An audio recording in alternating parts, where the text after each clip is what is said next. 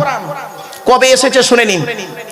আল্লাহর তরফ থেকে জিবরাইলের মাধ্যমে হযরত মুহাম্মদ সাল্লাল্লাহু আলাইহি সাল্লামের উপরে আরবের মক্কা নগরের নিকটবর্তী একটি গুহাটির নাম হলো হেরা। হেরা নামক গুহাতে কবে এসেছে তারিখটা মনে রাখবেন যতদিন বাঁচবেন।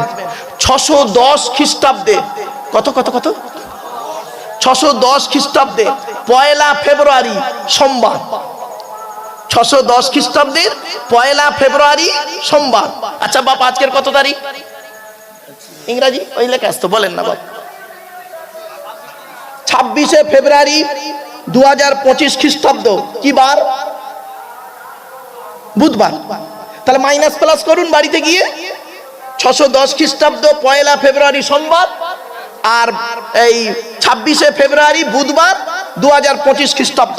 বাড়ি থেকে মাইনাস প্লাস করবেন, সাল তারিখ বার বলে দিলাম, কতদিন আগে কোরআন নাজিল হয়েছে পেয়ে যাবেন। চলো 610 খ্রিস্টাব্দে 1 ফেব্রুয়ারি সোমবার কোরআনের প্রথম আয়াত নাজিল হলো। ইকরা, রিড, পড়ো পড়ো পড়ো।